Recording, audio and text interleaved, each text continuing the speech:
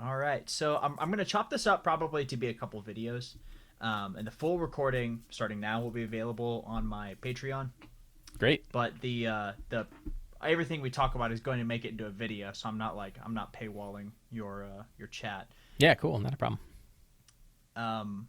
First of all, I just want to say, as the ADHDM, that I don't know how many neurodiverse or neurodivergent people have reached out to you to say that what you do is maybe we wouldn't be playing at all without something like Return to the Lazy Dungeon Master or play. I was playing for a while. I've been playing since I was since I could read, but DMing, which is kind of this big hurdle that we build it up to be. And I certainly, I would not be running the kinds of games that I'm running, or with the regularity or the confidence that I am, without that first Way of the Lazy Dungeon Master and then Return to the Lazy Dungeon Master. Those are both pretty pivotal in my journey as like someone who thinks of themselves as a game master in any RPG. Yeah, that's great. I haven't actually had a lot of people reach out with that particular angle. So I haven't heard from people who have talked about what characteristics it has that helps with people that, I mean, obviously people who are neurodivergent have there are many different types, right? Right, So big umbrella. Big umbrella. Yeah.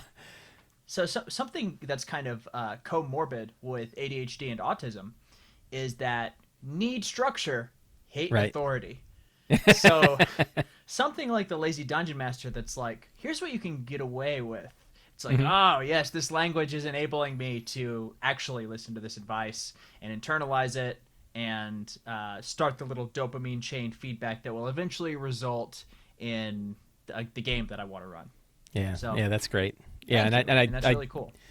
Yeah, and it's I guess it's nice that it worked out that way, right? Like I never tried to define either the processes in Lazy Dungeon Master or Return as this is the way, right? Right. I have spoken, like, you will take it. It's always been like, well, these things can work, and it luckily it has worked for a lot of people, and a lot of people like different pieces of it, right? A lot of people like 3 of the 8 steps, and those are the 3 that they use. They only like secrets and clues, and that's the rest of their process is well handled, but they add secrets and clues in, and that really mattered. So it's built to be flexible, mostly from my own lack of security in the idea that it is the end all be all of ways, because I don't believe that at all.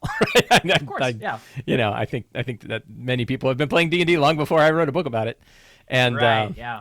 we all kind of have different styles, and so yeah, I think that worked out. I think that was a strength, that it was modular, and that it I tried to be humble with what I brought forward. That it is not I'm not banging on a table when I talk about those ideas. I'll bang on a table about other things though. Yeah. All right.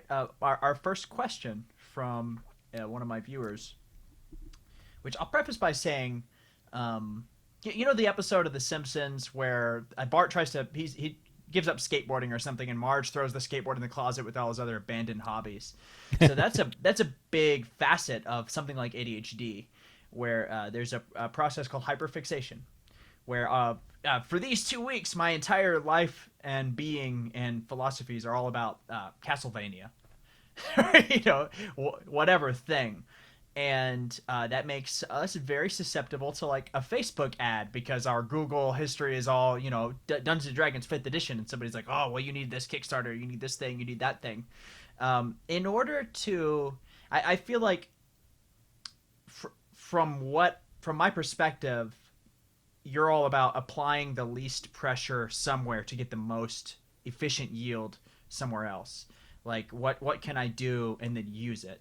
What would you say, when is the time to spend money on something like prepping a role-playing game? That's a really good question. Yeah, there's there's a Neil Stephenson quote that I've hung on to for lots of different things. I think I've used the quote in many different things, which is, and I'm paraphrasing, I don't have it memorized, but something along the line of like, there's a lot of inertia in the world, and you can get really far if you can just skim off of a little bit of it, right?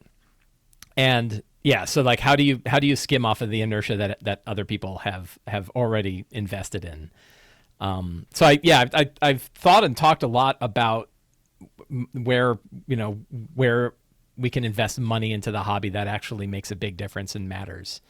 And I think that, like a lot of things and like a lot of areas where you can spend money, there's eventually a point of diminishing returns. And I think that actually exists with time as well. The amount of time and where we spend that time starts to get into diminishing returns.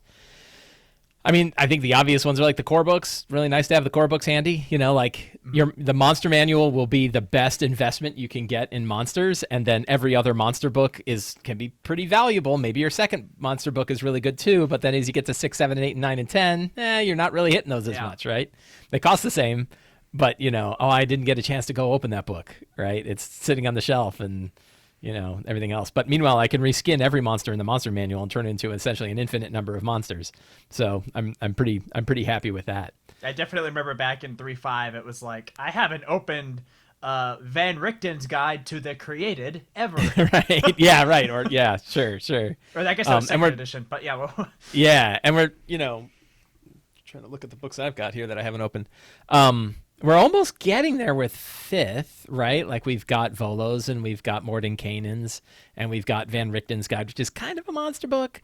And we've got, and then Fizban's is coming out soon, right? So we'll have sort of 5 monster books ish that Wizards has published. But then you have Toma Beasts and Toma Beast 2 and Creature Codex from Kobold Press. And then a plethora of other monster books from other publishers that in many cases are really, really good.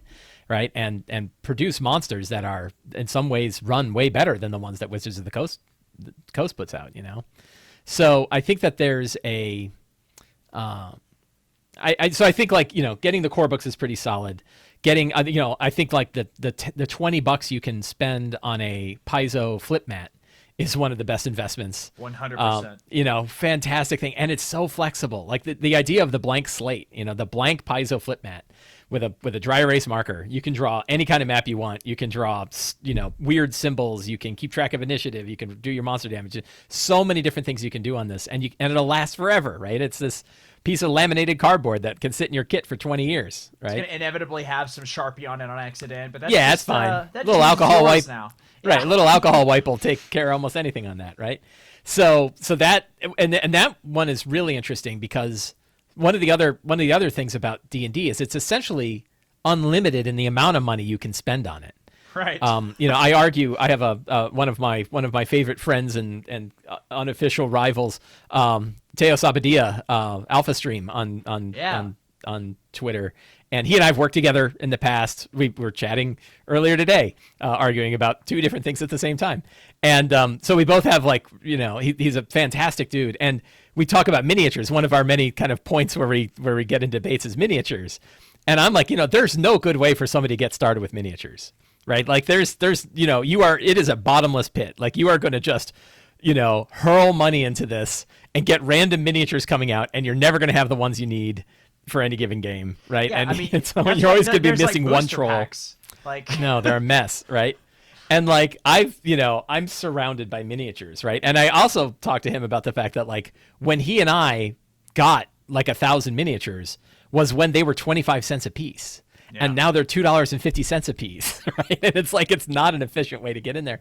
So what do you do instead? How else do you represent monsters, and what else can you do? And so trying to find a way where you can drop that first $10 or $20 or $30 on generic tokens that you can use for monsters, and it's those will pretty much represent everything.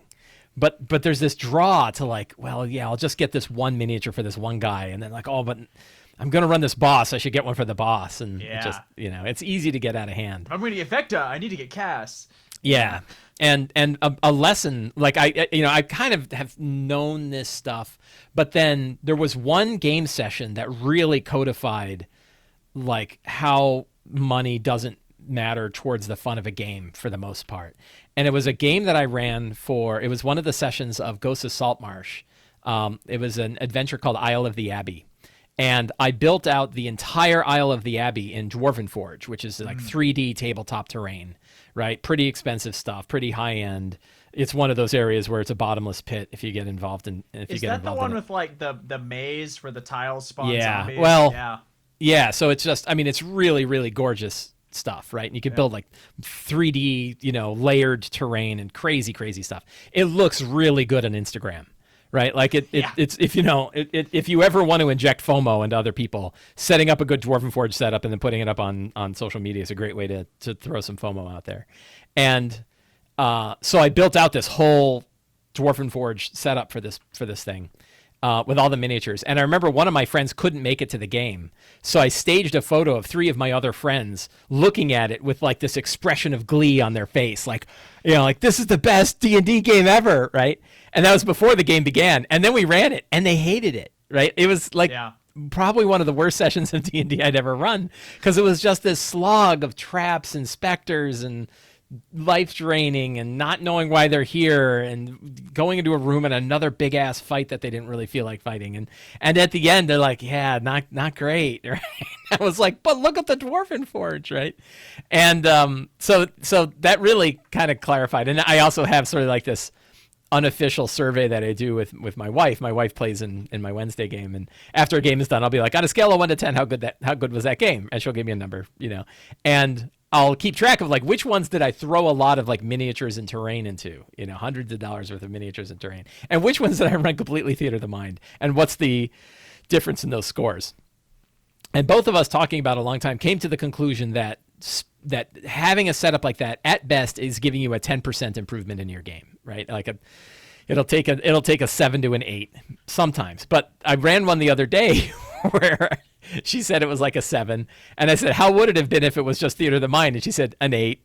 And I'm like, an 8? And she's like, yeah, it's real hard to see over the walls and stuff. And I'm like, oh my God, like it got worse. Like, so, it's a good example that like by far the best, I really think the best things you can do to make your D&D game better are free, right? That there isn't an amount of money you need to spend to get your game better. There are things you can buy. There's some great tools. I mean, 3x5 cards, right? They're like 5 cents a piece, and they're one of the most outstanding. Yeah, right. I got my stack right here.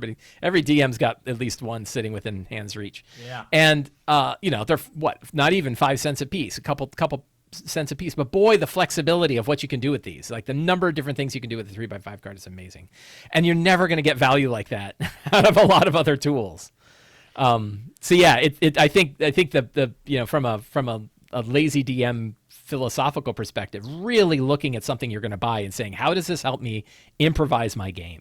How is this thing I'm getting going to improve my flexibility in the kinds of stories that I can help facilitate at our table, right? Which is slightly more narrow than saying like, is it going to make my D&D game better? It's like, well, some people will think that, having a good collection of miniatures will, but then you talk to people like Merrick Blackman and they're like, look, my collection is paralyzing. I have too many and I can never find the ones I want. And it takes me 2 hours to get the minis for one session. I'd rather just do theater of the mind. Have you seen any adventures from the Arcane Library, Kelsey Dion? Yeah. Yeah, is that are they the ones that put together a big package that includes everything?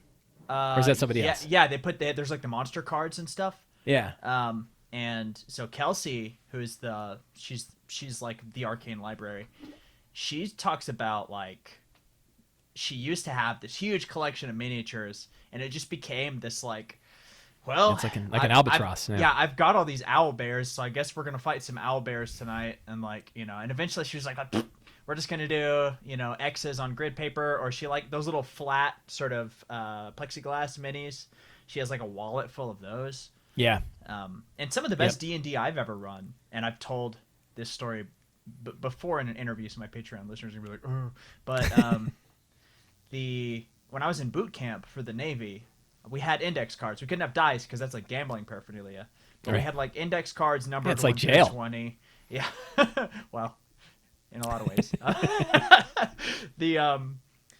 And then I laid out like I made like maybe 4 pieces of modular terrain and laid it out, and it was all, other than that, it was all like theater of the mind, and it was awesome. It was probably awesome because the only other entertaining thing we did was like memorizing military history facts. So, but I think even not in a vacuum, it was pretty fun D&D. Yeah. And I didn't spend any money on it. Yeah. Yeah, I became enamored with Theater of the Mind after 4th edition, right? Like 4th edition D&D, you couldn't play Theater of the Mind. There wasn't really a good way to do it. There's too many Some area some argue with effects. me about it, and I just shake my head like, how do you do a slide 5 in Theater of the Mind? And or an area. How many guys are in my area burst 10? So when D&D Next came out was the first time I'd really seen Theater of the Mind and really played Theater of the Mind, because I didn't really get into D&D until like the third. I mean, I guess we did Theater of the Mind when I was playing second, but I don't really remember, right? I barely knew what I was doing anyway. But 3rd edition, we definitely played with miniatures and maps, and 4th was built that way. And then with 5th and with D&D Next was the first real time I saw it. And just the idea that like we could tell all kinds of crazy stories that we couldn't tell on a flat map. That like, I've got an airship that's crashing and people are falling through the air and gnolls are riding on floating discs trying to shoot you with arrows and you're dancing from disc to disc. It's like, how do you do that? Right? Like, all kinds of like nutty situations that, I think are just, much like the flexibility of being able to say like, I have an unlimited budget when I'm running Theater of the Mind, right? I can anything we can, imagine and share. We can do in Theater of the Mind, and it's not without its problems too. It's not without accessibility problems, right? There's I forget the name of it, but there's a there's Aphantasia. Yeah, Aphantasia, right? Where you cannot I cannot see in my head a situation that's going on here, and that's where you're like, okay, let me jot down some stuff on a 3x5 card so you have some general orientation of who's where, right? And there's ways I think to handle that without immediately jumping to, well, I need a 5-foot grid, right? Yeah. So, I've got this one player who just has like the most nuts spatial awareness, like picturing, like he's so good at it. So I love having him on hand as like my computer, just to be like, hey man, where are those goblins at? And he's like, this one's 5 feet behind him, and I'm like, oh, awesome. Right, cool, right. Yeah, and I love systems that have abstract combat in them, because they sort of have handled that to some degree. 13th Age with its, abstract distances of adjacent, close, near, far. Numenera has the same thing. Fate has zones. I really like zone-based combat, and a lot of these you can kind of bring into your D&D game and sort of apply it. And the neat thing about those is, in those cases, you can still play with tabletop minis and terrain. You just don't have to count squares. And, I'm perfectly happy not counting squares anymore. 100%. Okay. I knew that you were going to kill that question. I was really excited. Well, maybe talked it to death. That's a kind of death. Okay, so I think it was Matt Colville. It was one of the Matts, either Mercer or Colville, who said that the purpose of game prep, up to a certain extent, is just to reduce fear. Sure, yeah. What are some ways to reduce fear that you have in your arsenal that aren't just like more prep, that aren't like figuring out how tall the grass is on the field for flammability or whatever, whatever minute details people spin into? Yeah. I mean, well, like we talked about that, the idea of having a system. I think one of the reasons why Return is as popular, Return of the Lazy Dungeon Master is as popular as it is because it gives people permission to have some kind of limited prep, right? And there's this feeling of like, well, because it's written in this book, I know that it's solid, and I know if I follow those steps, I should be okay. And generally, the answer is you're probably going to be okay anyway, right? Like, You're not, like it's pretty rare that you walk into a game and with low prep and you're like, wow, I blew it, right? Like nobody was happy and everybody had a terrible time. In fact, a lot of times you'll over prep and have you'll blow it and everybody had a terrible time. Certainly. Yeah. So I think that the popular, that idea of having a system, having something that you can hang on to, that you've used before, that works well, that has a limit to it, right? That has a checklist. Like if it's like, hey, I've got to check these 5 things. Once these 5 things are checked, I should be good. And then it's like, if I want to throw some extra time into one part or another, you can, but you know that you've got the steps checked. And I know for me, like I feel the same nervousness that lots of people feel before I'm going to run a game, right? And I know that like my way of handling that nervousness is dive into the 8 steps, follow the 8 steps, go through them. Do I have a strong start? Do I have an idea what scenes are going to occur? Do I have my 10 secrets and clues? Yada, yada, yada. And if I've got that stuff, I'm generally going to be okay. So I think I had a potential game that was going to happen yesterday, and I knew that like they had just stepped on the shores of an island, and I had no idea what was on the island, like no part of it, right? I knew it was like it was always this like thing they had heard about, and it's like, oh man, we're going there, and then they got there, and they're like, wow, we're here, and I'm like, yeah, I don't know what's here, and so I'm like, I got, I do my prep show online, and I'm like, we got work to do because I got to fill out this whole island, and so in the hour that I was doing the show, I hammered out a bunch of stuff, and I'm like, okay, this is good, like I've got a bunch of locations, I've got a bunch of monsters that could be at these locations, I think I'm good, and then the game got canceled, right, because we didn't have enough people. And so I said, okay, that's okay, because next week I can now spend time fleshing that out a little bit more. Because I would have been ready, and the game probably would have been fine. But if I can spend another half hour on it, it'll be a little bit better, right? So, that idea of just knowing what's enough, right? Knowing what you've got that's enough. I think like rituals are really important. If you have sort of your standard way that you do it, if you go through and you do it that way and you got the things, assuming the rituals aren't too esoteric and like basically so hard. If the ritual is so hard to complete that you never actually complete it, or it gets in the way, well, that's a problem.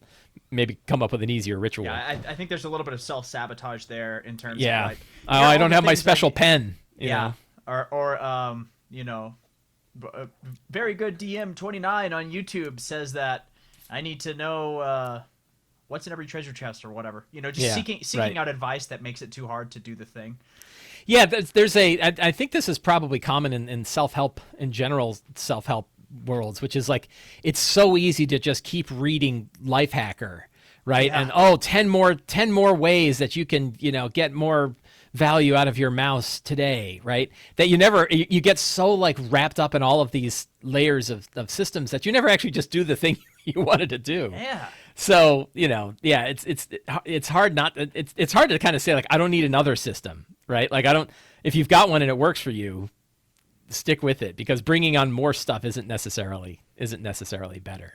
Yeah, there's this kind of romanticism of like increased complexity that like it's going to yield some better result. Yeah, and I think there's, not to get completely nerdy, but like there's almost sort of like a Bayesian way to think about this, where like you know what the base rate is, you kind of know what it's like when you're running a game normally, and you learn a new tip, and it's okay to let that tip sort of sway your base rate a little bit, like i.e. just sort of change how you do your games in general a little bit with each kind of new thing you add to it, so that you're not sort of like throwing the whole system out and building a whole new system every time. Right. It's just this idea that you have a system and it works, and you're just going to let it evolve a little bit at a time, right? And you're just sort of moving that needle a little bit as you pick up new tips, because I'm out of business if nobody wants to hear any more D&D tips, right? Right. If everyone wakes up tomorrow and is like, I know exactly how to run the game I want to run. Yeah, right. Like if Return was the end, then my next book's not going to be any value.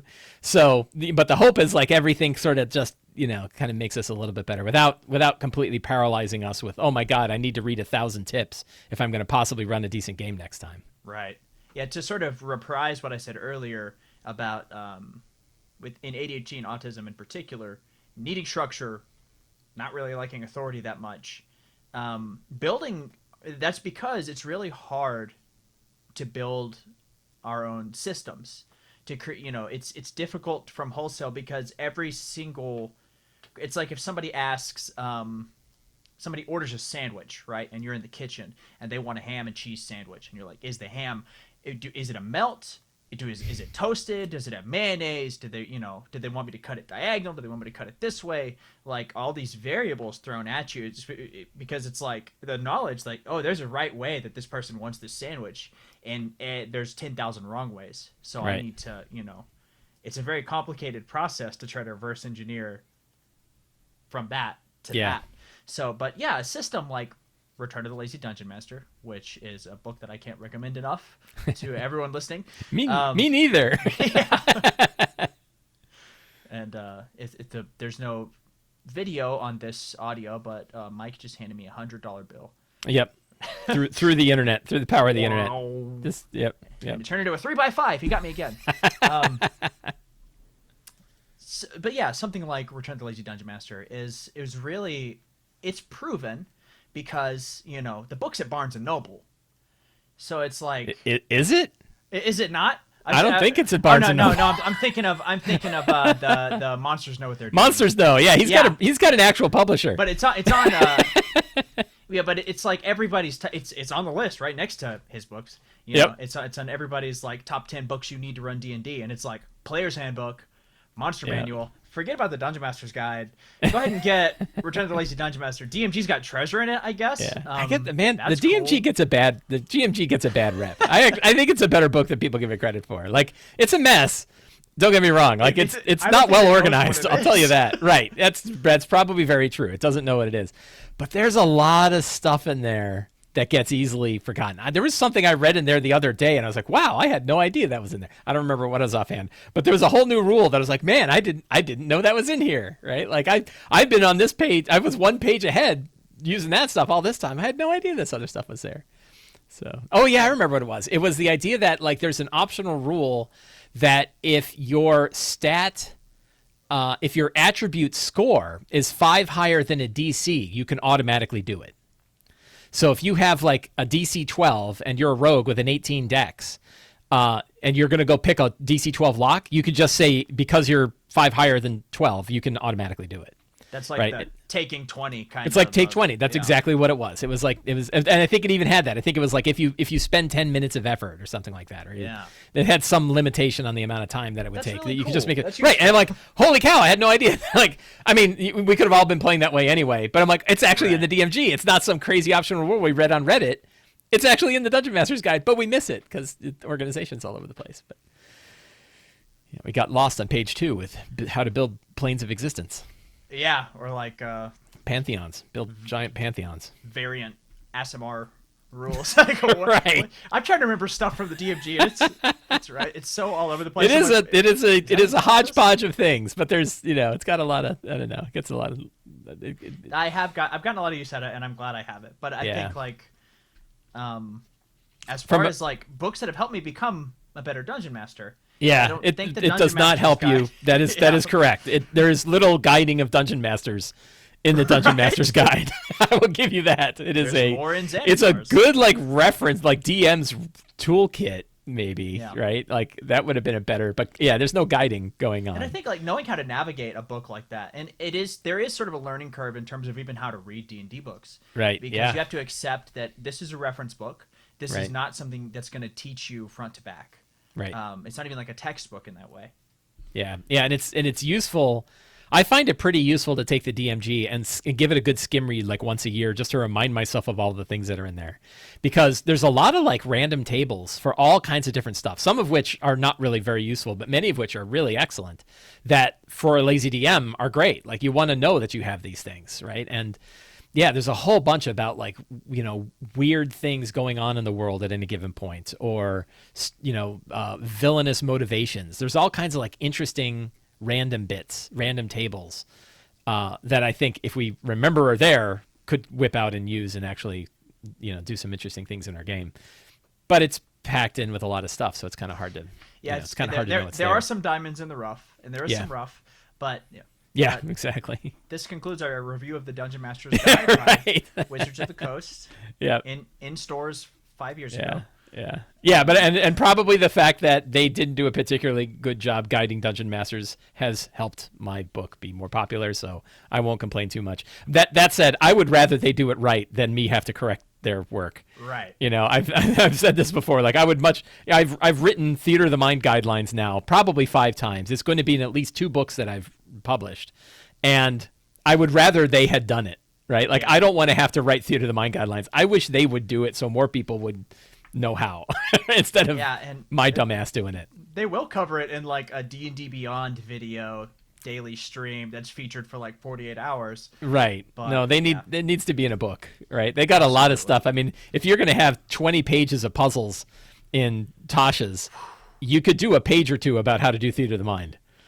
Right, which by the way everyone is doing, and by the way everyone at Wizards of the Coast is doing. So they know how to do it. They're just not talking about it. Yeah, like Shelly and Greg, they talked 2 Dragon Talks ago. We're talking about how they're just doing Theater of the Mind. So it's like it's there. Yep. All right, I'm gonna move on to the next question. Somewhat related. A lot of DMs and the act of DMing in general is like it feels like a creative endeavor, and I think Yeah. that's why we can try to get so detail oriented. We want to provide as much verisimilitude. There's like this kind of balance between what can be represented in our minds, like the imagination fills in the cool gaps, and what should we represent literally because we want to make cool stuff or buy cool stuff. And that sort of lends itself naturally to this progression of like, well, I've made this world, I want to try to sell it, or I've got this, I could write an adventure better than Ghost of Saltmarsh, or whatever seed takes heart in someone's. better than Isle of the Abbey anyway. Yeah, we've gotten better at writing adventures since that was first iterated. Yeah. I don't know if you've ever seen the very first D&D adventure ever published, Palace of the Vampire Queen. I have. I don't know that I've given it a deep, thorough look. It's like floor plans and a list of monsters. Like, that's it. And it's, that the story is there's a vampire queen in a palace. Right. And that's all you need. And her stat block is like vampire plus 20 hit points. Yeah. I mean, it's like, hey, the first Final Fantasy game had 2 encounters that weren't random. You know, and it was like the mid boss and the end boss. That was it. But that said, for someone making the transition from like I'm a DM to maybe I'm a writer and a designer, what are some things that you wish that you knew before you started writing D&D content, both like the Return of the Lazy Dungeon Master, Way of the Lazy Dungeon Master stuff, and stuff like Ruins of Grendel Root, or any of your like fantastic locations? Sure. Oh man, where to start? So things that I wish I had told myself. Oh, number one, start a newsletter. Right? If you like the number one social media platform of the future is email. Get on it. Don't worry about those old TikToks and Instagrams. Get on the email. It's fresh. The future is now, old man. The future is now. And I am not kidding. It turns out that an email list is a far more effective way of reaching an audience than any of the social media platforms. And a big reason why is you own it. It's your social media platform. Like, you build up an email list and you don't have to worry about what Twitter decides they're going to stop, they're going to stop promoting links because they don't want you to actually leave the site. Or Facebook is like, yeah, we'll get that in front of people if you pay us, right? So probably the number one thing I wish I had done when I was first getting started was, blogs are great and I'm never going to stop. I don't never say never, but I have no plans to stop writing on my blog. But now I think it's like 3 or 4 times more people are getting in an email than they are in a blog. Right. And yet I've only done it for a couple of years, and I really wish I had gone back 10 years and done it, because that feels like such a bizarro. I know. And it's not, I've got, you can trust me, or I can go pull up all the data, but I have a lot of data that shows how valuable. Yeah. Valuable it is. Intuitively, like probing it makes sense. And it's like 20 times, an email is 20 times more likely to get you a click on a link or get a purchase than a tweet, and that's per impression. So, somebody that sees your tweet is 20 times less likely to click it or go buy something than somebody who gets it in an email.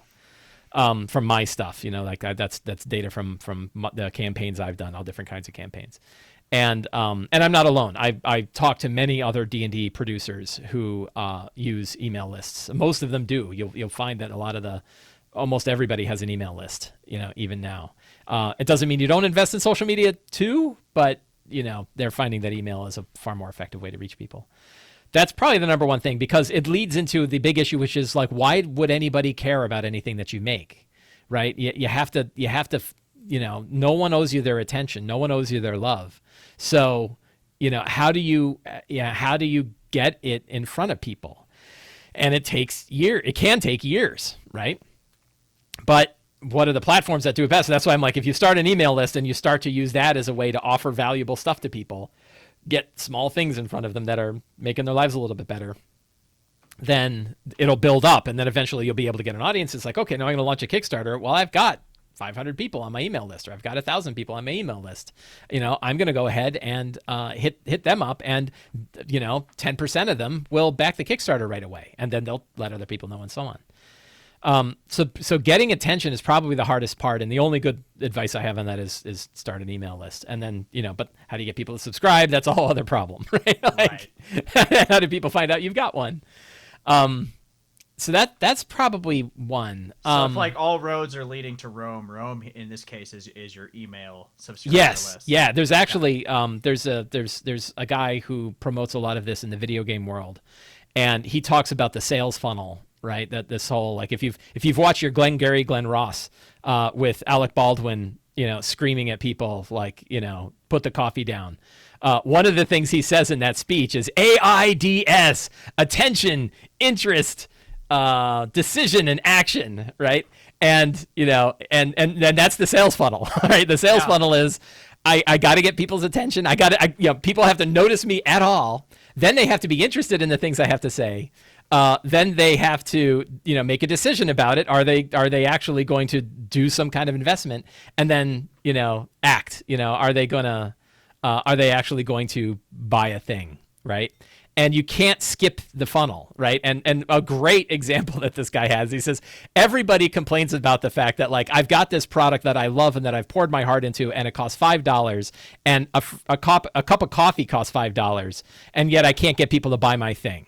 And he said the problem with that is, like, the metaphor is people are walking along down the street and a black van smashes into the wall in front of them, and a guy in a mask gets out and says, buy my coffee, it's $5. Right. And you're like, like, get away with your coffee. Right. And you run away, because it's like, I've built a long relationship with Starbucks, and that's why they get my $5. Right. Like, I know about the consistency. I have made those decisions. They garnered my attention over many years. Right. For sure. And I don't care if Adele, I don't care who if somebody walks up on the street, slaps headphones on my ears, and is like, listen to this song. I'm like, right. Like, no. It's like, you need a relationship, right? You have to kind of start, like, who are you and why would I give you my $5?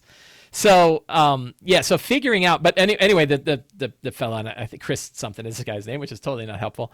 But the idea he has is that basically 3 of those 4 layers can take place in a newsletter or in an email, right? That you can do, like, all of them down to the hard part is attention. Getting people to subscribe to your email is the number one problem. Once they're there, you can work all 3 other layers by talking about what you do and offering them some valuable stuff that for free, right? What's the thing that you can give to them? He has this idea that, like, every 3 of 4 emails that you send should be gifts that you're giving to the person, rather than, hey, buy my new thing, right? Have you ever heard of Seth Godin? Oh yeah, I'm a huge Seth. Yeah. Big purple cow, right? Yeah. All about the Seth Godin. Yeah, and he talks about all this kind of stuff. Yeah. He's fantastic. None of that got to, I think, the root of your question, which is, what about the product itself? But the answer is, like, people generally want it, and they're like, hey, I'm really smart. My 5 friends love my world. Obviously, I can take this and sell it. And the answer is, like, selling stuff is really hard, and it requires a lot of luck. And there's no good simple solution. Even me shouting about email lists is one thing, but getting people to subscribe to the email is a whole other problem, and that's really tough. And I think that a lot of that comes down to just your community, getting to know the people who are looking for what you have. It takes a lot of careful attention. Which is a couple sometimes in short supply, but right. A couple of things that worked well for me, and recognizing the world is a different place now than it was when I got started in this. So this is really just like a single data point from 10 years ago, is that starting small helped a lot. Like, the first Kickstarter I did was for a short, like, 30-page or 36-page adventure for Fate called Aeon Wave, right? And it got, like, a couple hundred people backed it, and it made enough money that I could hire artists who had done work for Fate before to do the art, and an editor who had done editing for Fate to do the editing for it, right? And it was a small project. It's hardly anybody knows about it, but the people that do know about it like it a lot. So that worked for me. And it taught me about the mechanics of Kickstarter. It taught me the mechanics of print on demand. It taught me about hiring people I didn't know to work on a product. And it was a small risk project, right? It wasn't like, hey, I'm going to do a 320-page full color source book. It's like, this is a black and white, tiny little staple bound adventure for one thing. We had somebody that popped into our Discord recently and said, hey, I'm interested in doing a Kickstarter for my campaign world. And everybody's like, oh man, not, boy, you're starting up here, and you need Yeah. to. And we're like, how about you do a 4-page PDF about an interesting town in your campaign world, right? Like, Yeah. just do this one thing that costs you nothing to do. Use like licensable art that's already exists. So because you can buy that for like $5. Ask a friend to give it a read, and put a thing out there, and maybe just give it away, right? Maybe just say like, hey, whatever's unique about my particular world, I'm going to show it to you in this one town that you can just drop right into your world. So that idea of like starting with a small project and then slowly building them up, I think works really well. You brought up Grendelroot, and Grendelroot hammered a lesson into me that I already knew, but obviously not well enough. I mean, I'm immensely proud of Ruins of the Grendelroot. It is the hardest project I've ever worked on in my life, right? It was a big project. It was me and all the freelancers that I worked with, but I had to do a whole lot for it, and it didn't sell nearly as well. It doesn't sell nearly as well as the original Fantastic Adventures, which I didn't spend nearly as much time working on, and none of the books of adventures do nearly as well as stuff like Return of the Lazy Dungeon Master. Yeah. And that hammers home the idea that like because you love a thing doesn't mean everybody else will love a thing. Right. And I again, like the people who like Grendelroot really like it, and I'm really happy with it. And I have it on my shelf right here, right? And but the reality is like I can't expect that it's going to explode like other things exploded. I can't expect that it's going to do as well. Because a lot of people are going to look at it and go, what's a Grendelroot, right? And then they're going to pass and move on, right? So yeah, well, I mean, I think a lot of people think of it as like, because I love it. I'm a huge proponent of it. I think Colville talked a little bit about Night Below a while back, and everybody was talking about like, what's some good Underdark stuff? And I'm like, well, here's, have I got a show for you? Yeah. And people are like, oh, well, that's like, it's like 10 adventures you have to run. I'm like, no, it's like, right. You can put it anywhere you want. Yeah. It's so cool. Yeah. And it won't stop me from making a mistake. Like I do not regret having done Ruins of the Grendelroot, but knowing that it's a hard sell and knowing that it's never going to be as popular won't stop me from doing something else like that again. Because I love it, right? And I want to do it. And I am lucky that I'm at a point in my life and that I have enough. I can garner enough attention that even if it doesn't do very well, it will certainly do enough to be able to pay for itself. Yeah. Right. And Grendelroot did. Right. Grendelroot has more than paid for itself. But it's not job quitting money coming from that book. Right.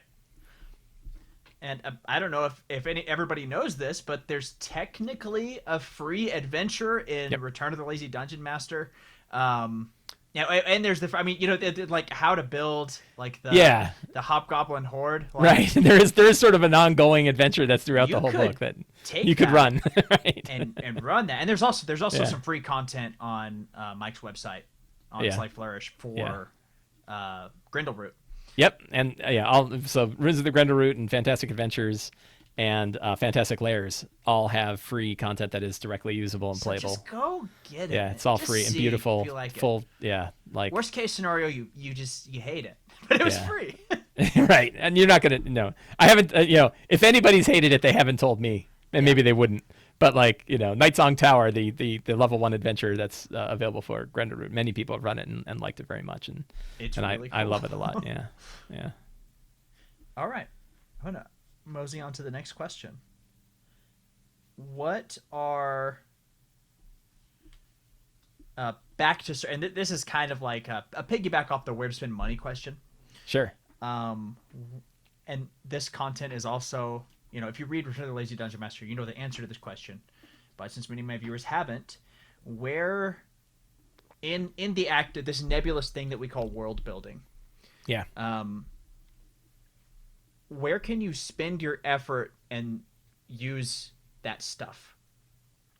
Because I've caught myself before being like, oh yeah, now that I've got all these constellations mapped out, there are only Sorry. Oh, that was my outside voice. Should have been laughing up here. But yeah, I think that and again, none of this is like original, right? This is not original Mike Shea stuff. This is, people have said this for a long time. and many people have agreed with it, and it's sort of codified into a solution of one way of doing campaign building that I think works pretty effectively is something that I think I have coined. I don't know if anybody else calls it, which is spiral campaign development, which says that you start with where the characters are right now, what they can see around them, what adventures they can have in their immediate vicinity, and then maybe think like one dimension out from there. So like kind of a bottom up instead of top down. Exactly. Start with where they are. You care about the gods. Well, only care about the gods that the characters are involved in, right? Like if the cleric says, "Oh, I'm a cleric of shadow," and you're like, "Okay, well, who's the shadow god here? Is there a good shadow god? Maybe I should worry about that, right?" And then maybe you and the player work out what the good shadow god is like. But you don't need to have a whole pantheon. You only need the gods that are going to matter right now. And so I think that. This idea of I've also referred to as like seeing two horizons out. I need to see everything that the characters can see, and then I probably need to see one dimension out from there because they're going to go to one of those places and then they're going to see something else, right? And so I need to know. And I've heard I can't remember the name of the person who brought it up, but somebody wrote an excellent article. Chigowitz, I think it is. I don't remember his actual name, wrote a great article called 3 Hexes, 3 Hexes out, which is like you essentially have the hex that the characters are in, and there's 3 adjacent hexes that each have something interesting that the characters might want to explore. And I think that idea works really well. If you have like your starting town and that the town is built from the things that the characters are going to need or want. So if you're building a town, you're like, okay, do we have a cleric or a paladin? Well, we probably want to have a temple in this town that they can visit. Right. And guess what? Shockingly, that temple is the same temple to their god. Huh? Yeah. How about that, right? And what a coincidence. And, is there a rogue? Well, maybe there's a shifty thieves guild in town that happens to know about them, right? And so you can sort of build out the whole town from the characters. And then you say, okay, now what are the adventure locations that are nearby? And 3 is a good number, right? Like have, the old windmill, and there's a cellars beneath the windmill. And then there's that old elven ruin out by the woods, and then there's that crazy fallen meteor thing that we saw out in the swamp, right? And so you kind of have like 3 interesting places. And then the players could be like, oh, which one of these 3 places are we going to go visit, right? And then you just kind of build out from there. And then if it's like, if you happen to mention one day, oh yeah, by the way, there's a huge war that's going on between 2 kings that both say they own the same land, and that's happened to the north. Well, now it's time to figure out those kings, right? And now if you figure out what these groups are, and maybe they run into soldiers from one group or another. But you don't need to build anything that the characters aren't going to see. And I'd argue you generally don't need to build anything that the characters aren't going to see in the next session, right? Or maybe one session after that. But certainly... there's 2 ways we can sort of shrink everything down, and we can shrink everything down by what's in front of the characters right now. Like, where are they looking? I like to think about this like in video game terms, right? Like when you run a 3D game, if you're running Doom, it's not rendering everything, it's only rendering the things you can see, right? And every so often you'll have it where you turn real quick and it builds the wall, right? Yeah. And so that it's kind of the same thing, right? We're only building what the characters can see, and we're only giving them the level of detail that we need based on their perception. So that's one way of limiting things. And then the other way is we're only worried about what's going to happen in the next session, right? Now, part of that is probably having at least the seeds for what could happen the session after that. So you have to think a little bit ahead, but you don't, the idea of like building out an entire 20th level campaign. And I think many people think that, right? I think I hear it, that people think I need to build a whole world, and then I need to build an entire campaign that goes all the way out to the end, right? And it's like, sad truth, you're probably not going to get there, right? Yeah. The reality is you're probably not getting to the end of that campaign. But even if you do, you can still only get there, you can get there session by session, right? You can sort of figure things out session by session. And also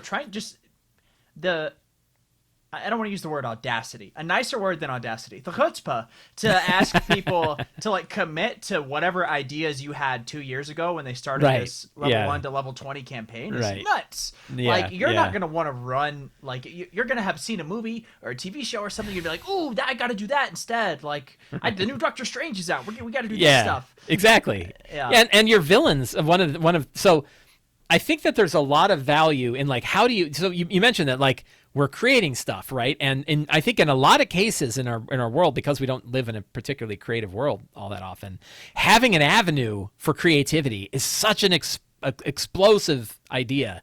And when we have that option, we're like, oh my God, I can make a world and my friends will play in it. It'll be awesome, right? that we've been kind of harnessed, and now we're unharnessed and we're free and we could do everything. And it's easy to just run wild and run in the wrong direction. So it's like, well, it's not a matter of like stop being creative, but like where do you put that energy where it can matter, right? And there are a few areas, but one of them is like your villains, or right? Who are the antagonists in this campaign you're running, and what are they doing right now, right? Like what are they up to? Like while the characters are doing what they're doing, what are the bad guys doing right now? And it's a really nice brain exercise. It gets you into the game, and it evolves. It means that like once the characters have done stuff for a while, the villain's plans are going to change, right? Or the villain's dead, and it's time for a new villain to show up. Right. Yeah. Then the evil lieutenant is like, right. Last my chance. Yeah, right. They take over, right? Or it turns out they were working for somebody else the whole time. Yeah. So like you say, it gives you that option that like the world is going to evolve as the characters are running through it. So that's really an effective one. The other one, which I've done, and I think it's a good pressure valve for world building and for like building a campaign, is I like to list out like what would each level of my 20th level campaign be like, right? And just listing them out of 1 to 20. What are the main beats for each tier, and then like what's like an evocative name for an adventure. Like I don't have to write like paragraphs of stuff. Just give me like the Vault of Taraxis, right? And you're like, oh, that sounds like, yeah, that's cool, right? And then you just immediately go to the next one. And it gives you this illusion that you've built a campaign out without actually going through all the work, and recognize it like, oh, I'm throwing that all out, right? Like, yeah. Turns out that wasn't cool, and I'm going to do this whole other thing. So that's kind of another sort of pressure valve-y way to go. There's also nothing wrong with spending a lot of time on a campaign world, as long as you recognize that no one's going to care but you. Right. Right? Like nobody owes you their love for this stuff. And I see it on Reddit. I like to go lurk in Reddit and kind of see what kind of problems people are having. And there's a lot of like, my players are really ungrateful about this 300-page campaign world I wrote. Yeah. And it's like, they never asked, right? Like no one's like, hey, I want you to write up a 300-page campaign world before I play in your game. They don't even care about the lineage of the Wizard Kings. Yeah, exactly. They're not even, they totally lost the whole like angle of the 1,000-year history. So it's fine to build a world out. And there are some people that I've talked to who would say like, I did build out this world, and it meant that whenever they went in a weird direction, I had something ready to go because I knew about these weird histories, and I knew about the orc tribes, and I knew about all of these different groups all over the place. And I could run with it, right? And you're like, cool. But they also said, I recognize that like nobody else is going to care, right? Right. And I think that's real handy. Going back to an earlier question about where to spend your money. Okay. One of the things that I believe is that like buying a campaign setting that somebody else has published is a tremendous value. Like you talk about like that inertia, and I think about like Midgard. Like how much did it cost Wolfgang Bauer to make Midgard? Right? Like it 100,000. Not out of question, right? Like he's been working on it for years. How much of his time and all the authors' times and all the artists and all the layout people and all the all this stuff, and we get it for like $50 or $20 if we get it on PDF. Yeah, if you want to get it right? on PDF, like, it's much cheaper. Yeah. Right. And it's that sort of idea of like how much would it cost you to make a Big Mac from scratch, right? And the answer is like you really can't. It wouldn't even be 20,000, right? You'd be hundreds of thousands of dollars to make a Big Mac. Yeah. And there was one guy who made like a chicken sandwich from scratch, and it took him a year, and he had to like go kill a he was chicken. Like, and then he ate it, and he was like, "This sucks." All right, exactly right. He ate it. It's like, that's all right. So, so in the same way, being like Eberron, I love Eberron, right? And I think about the energy that went into making Eberron, and all of the that inertia that exists to create Eberron, and I get it for peanuts, right? I bought one book, and I get to just harvest this book for stories that I can share over and over again. So I think that is, I think that's sort of an undervalued. It's undervalued because we didn't make it, right? And we're like, my world's better than other people's worlds. And you're like, I bet you're not going to have the time and energy to spend as much on it as Wolfgang Bauer did, or the like Forgotten Realms. Ed Greenwood, like, right? That dude's whole lifetime Yeah, right. It's older than D&D. Filling Right. in all the hexes on Yeah, like right. 1,000 maps. Like, And think how there's- many words, right? Think how many words exist for the Forgotten Realms in the I world. can't even right? fathom. Like, I don't. I have can't to even estimate. fathom either. Right. And they're all out there for the taking, right? Like you Yeah. can go and use them right now and go and make a world and yeah. So but we tend not to. Half of my little unofficial surveys say that about half of DMs don't do that. Half of DMs make their own campaign worlds, and it's Yeah. because they like that creative exercise. Which And I'm not going to there's knock also it. That's something to fine. be said about like it's to save a little money, you know. I guess sure, right. $50 but is $50, right? It's I- not nothing. Yeah, I will also say that $50 is better spent buying like or $20 buying like a Myth Draenor, whatever cool setting sounds good Yeah. to you, like Yeah. a Ravenloft box set PDF from Drive-Thru RPG. Right. It better there than like having art commissioned for your setting and the players are never gonna see like the cool elf Yeah. army that you made or whatever. Right, sure. Yeah, or a random box of miniatures where you get 3 Yeah. abyssal chickens. Like go, Yeah, go, man. go ahead I and don't, I've got like save that. my mini drawer right here is like Yeah. got the most waxed. It's like a bunch of like Yuan T Swift scales. It's like, man, I'm not gonna use these. Yeah. Come on, get out of here with that. Yeah, exactly. But all right, man. That's about time. Sure. Yeah.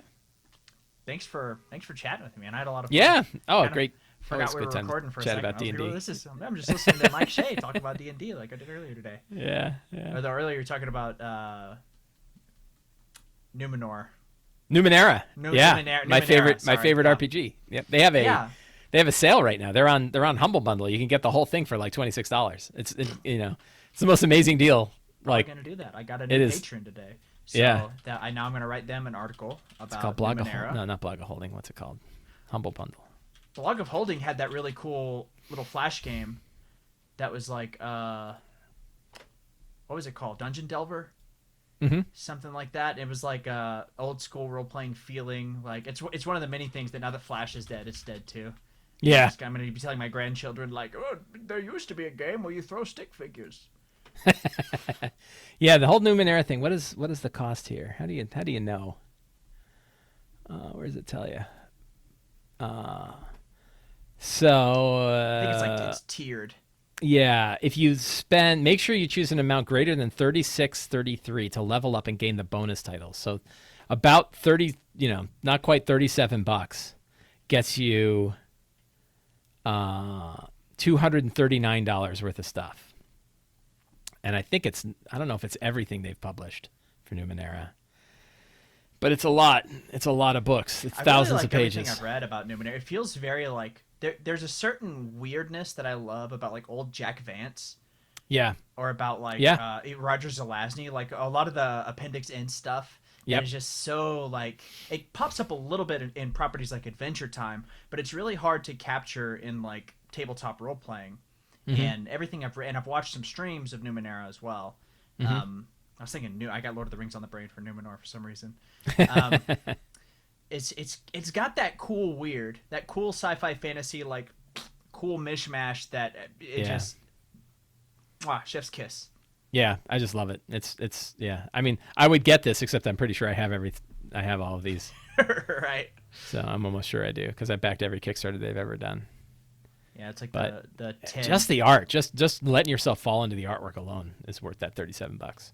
I've learned to curate my Twitter feed just toward like evocative fantasy art and no text. That's a good idea. Whatsoever. Yeah.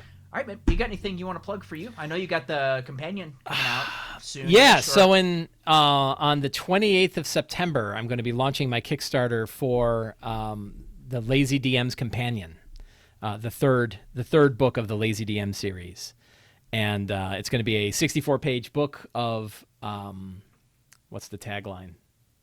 It's a 64-page book of guidelines and inspiration to help you run 5e games and to help you build out your own, all the stuff we've been talking about, building adventures, building campaigns, but also and running your game. So it's a book packed with all kinds of different things to both streamline your 5e play and to help inspire the generation of your own adventures and your own campaigns.